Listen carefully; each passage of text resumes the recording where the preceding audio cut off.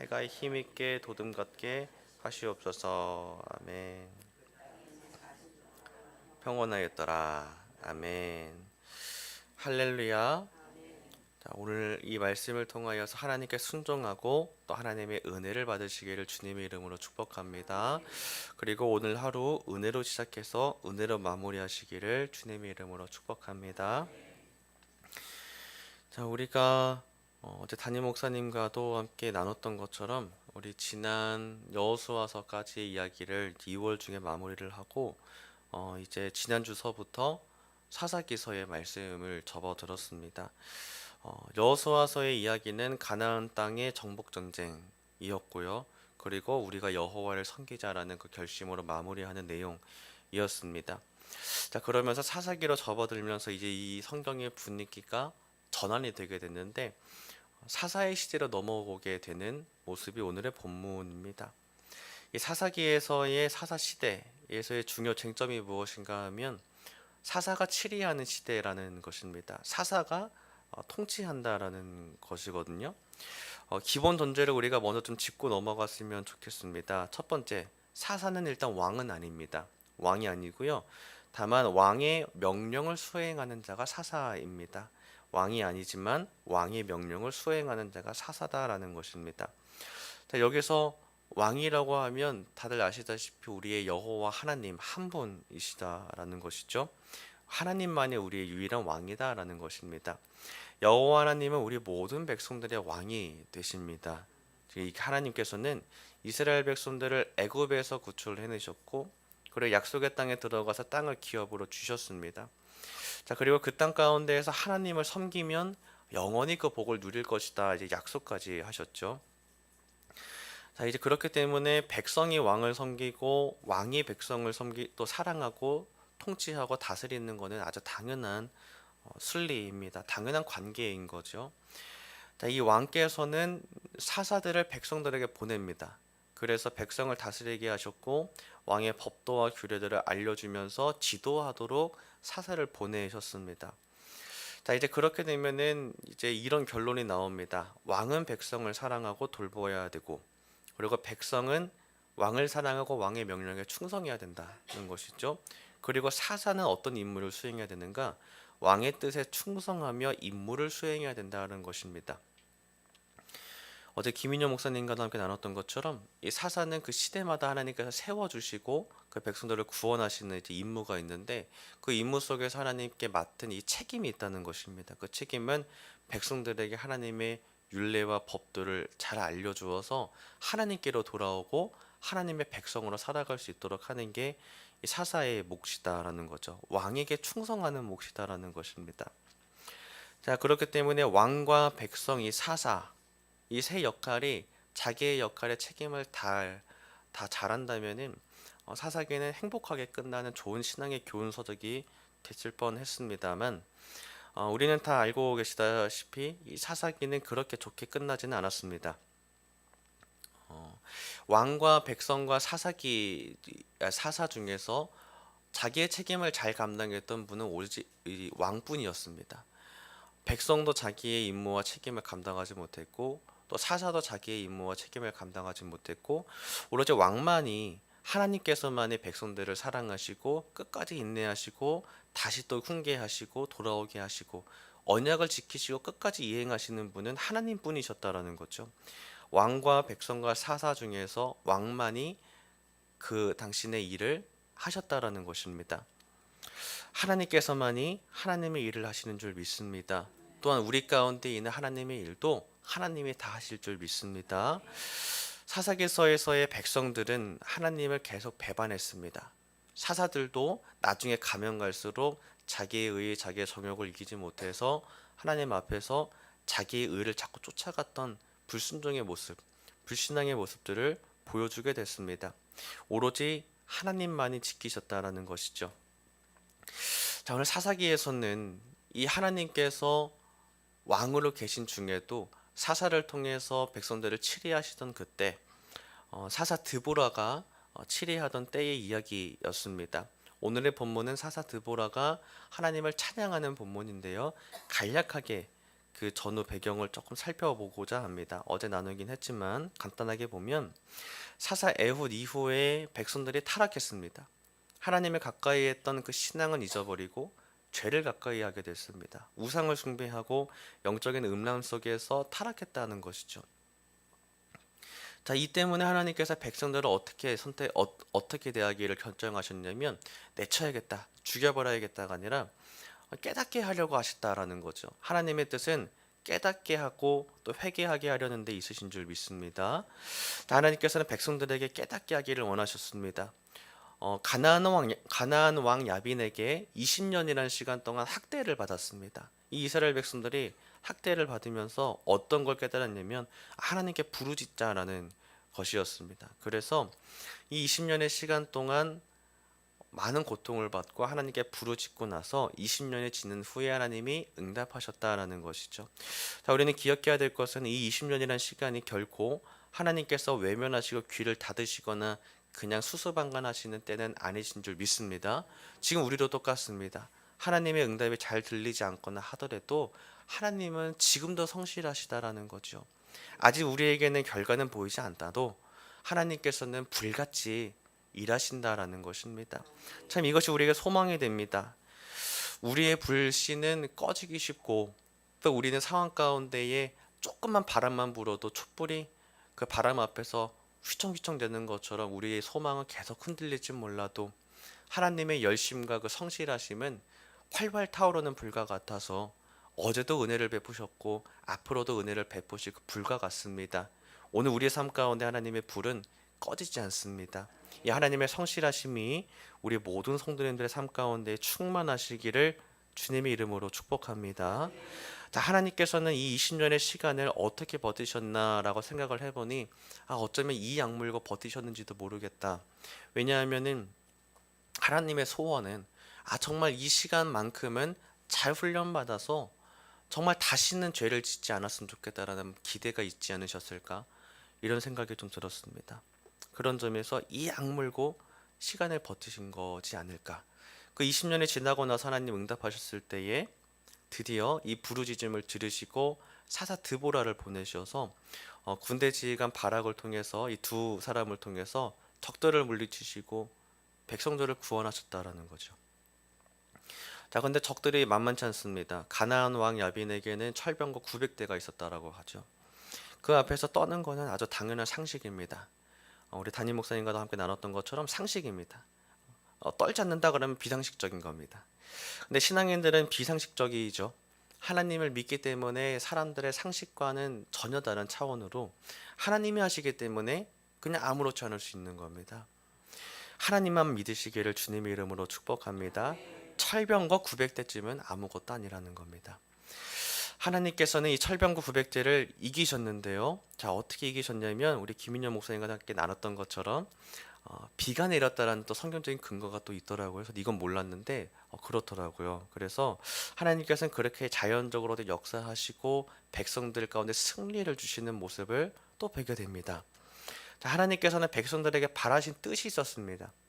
이 20년의 시간과 또 이 시스라와의 또 이 하설왕 야빈과의 전투에서 승리함을 통해서 하나님께서 바라셨던 것은 무엇이냐면 어떤 뜻이 있었는데 그 뜻은 너희들이 내 편에 서라는 것입니다. 적들의 편에 서지 말고 내 편에 서라.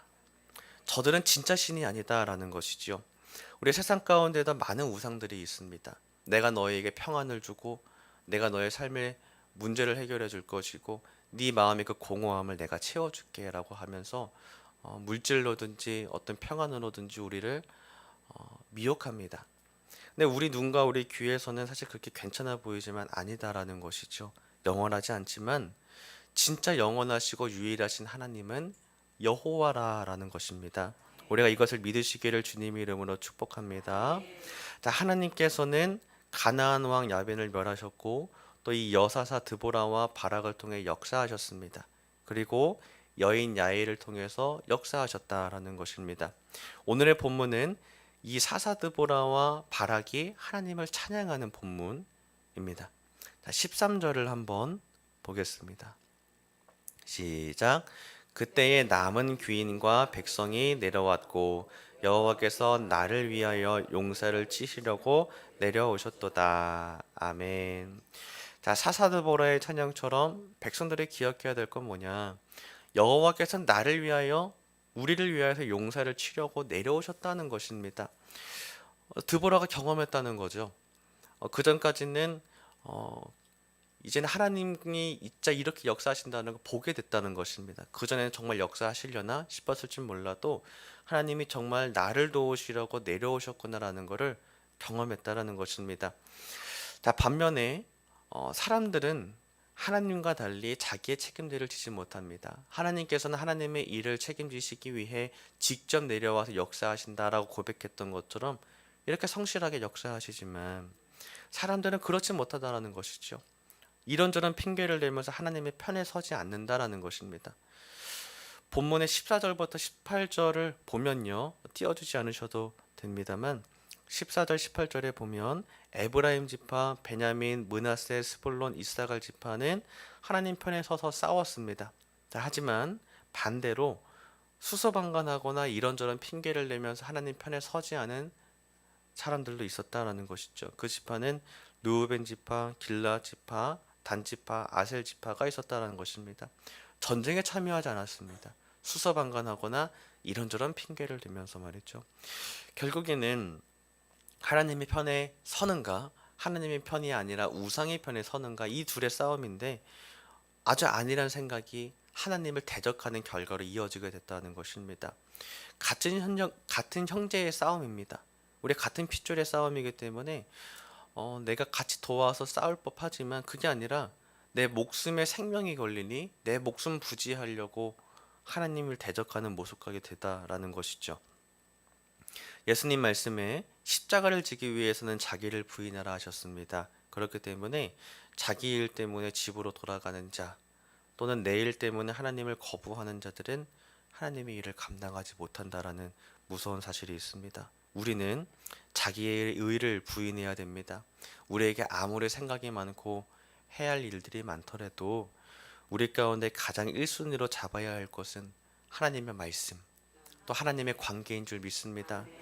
간절히 기도하옵기는 저와 우리 모든 성도님들이 어떤 상황이 되어도 우리 하나님과의 관계를 1순위로 잡으시기를 주님의 이름으로 축복합니다. 그것만 한다면 나머지는 하나님이 하신다는 거죠. 시스라와 철병거 900대 그리고 하설왕 야벤을 무너뜨리는 것은 너네가 하는 게 아니라 내가 하는다라는 것이죠. 우리 하나님이 하시는 줄 믿고 하나님께 순종하시기를 주님 이름으로 축복합니다. 자, 이것은 철병거 900대뿐만의 문제가 아닙니다. 우리 삶 가운데의 철병거 900대와 같은 큰 장벽의 문제들도 똑같습니다. 우리는 그 앞에 서면 간담회 서늘해지고 진이 빠지기도 합니다. 이 문제를 어떻게 해결해야 되나? 저도 똑같듯이 여러분도 똑같으실 겁니다. 이 문제를 어떻게 해결해야 되나? 주님 어떻게 할까요? 어떻게 할까요? 우리가 주님 앞에 나아가는 것이 가장 중요하겠습니다. 일단 나아가서 기도한다면 주님이 당장 어떤 음성을 들려주시거나 그러진 않으시더라도 하나님은 일하신다는 것이죠. 철병거 900대를 무너뜨리기 위해 일하신다는 것입니다. 그러므로 절대 의심하지 마시고 하나님 믿고 하나님의 주시는 승리를 기대합시다. 하나님은 예비하신 줄 믿습니다. 자, 그렇기 때문에 하나님께서는 하나님의 일을 반드시 이루시고 성실하게 성취하신다라는 것입니다. 두 마음 품지 마시고 한 마음으로 하나님만 섬기시기를 주님 이름으로 축복합니다. 자, 오늘의 본문을 보면 사사 드보라의 찬양입니다만 하나님의 편 사람과 하나님의 편에 선 사람과 하나님의 편에 서지 않은 사람들의 이 두 부류가 나눠져 있습니다. 우리는 하나님의 편에 선 자들이 되어야 될 줄 믿습니다. 23절을 한번 보겠습니다. 23절 시작. 여호와의 사자의 말씀에 메로스를 저주하라. 너희가 거듭거듭 그 주민들을 저주할 것은 그들이 와서 여호와를 돕지 아니하며 여호와를 도와 용사를 치지 아니함이니라 하시도다. 아멘. 자, 이 메로스 지역의 주민들이 돕지 않았다라는 것입니다. 하나님의 편에 서지 않은 자들이 있는 반면에 여인 야일은 목숨 걸고 끌어안고 기도하는 신앙으로 하나님 편에 섰다는 것이죠. 참 이 놀라운 신앙은 우리가 참 본받아야겠습니다. 왜냐하면 내 상황과 형편과 외부의 소리들과 전쟁의 어떤 이 승세 이런 것을 떠나서 하나님 편에 선 자가 되어야 된다는 것이죠. 하나님께서 백성들을 구원하시고 승리한 전쟁이었습니다. 이 전쟁이 끝나고 나서야 하나님의 편에 서지 않은 사람들, 그리고 여호와를 도와서 용사를 치지 않은 자들이 저주를 받게 됩니다. 여호와를 돕는다라고 했지만은 사실 우리가 하나님을 돕는다기보다 하나님께 쓰임 받는 겁니다. 하나님께서는 쓰실 자들을 찾고 계십니다. 그 한 사람이 어디 있는가? 내가 저 철병과 900대를 무너뜨릴 것인데 어느 누가 나의 음성 앞에 서서 순종하고 아멘 충성하리이다 하고 나아가서 철병과 900대 앞에 설 자가 누구인가? 그 한 사람만 있어도 하나님은 철병과 900대쯤은 콧방귀처럼 끼신다는 겁니다. 그러므로 하나님께 쓰임 받으시기를 주님 이름으로 축복합니다. 하나님은 그 쓰실 한 사람을 통해 철병과 900대를 무너뜨리시고 복을 주시는 줄 믿습니다. 사사 드보라는 여인 야엘도 축복합니다. 이 여인 야벨은 군대 장관 시스라, 그 군대 장관이었기 때문에 여인 하나쯤 이기는 것이 일도 아닐 그 사람을 담대하게 이기는 맞서 싸운 여인 야엘이었습니다. 그 여인 야엘이 하나님의 편에 섰다라는 것이죠. 우리 모두가 하나님을 대적하는 자가 아니라 하나님의 편에 서서 하나님께 쓰임 받는 자가 되시기를 주님으로 축복합니다. 마지막 31절을 한번 보겠습니다. 31절 시작. 여호와여 주의 원수들은 다 이와 같이 망하게 하시고 주를 사랑하는 자들은 해가 힘있게 도둠 같게 하시옵소서 하니라. 그 땅이 40년 동안 평온하였더라. 아멘. 악인의 끝은 망하는 길입니다. 반대로 의인의 끝은 해가 힘있게 도둠 같다라고 말씀하셨습니다. 이 시대가 악화해져 가는 시대인데 우리가 이 시대 가운데에 하나님의 편에 서서 하나님께 충성하는 여러분 모두가 되시기를 주님의 이름으로 축복합니다. 아멘. 우리 찬송가 449장 찬송하시고 기도하겠습니다. 449장입니다.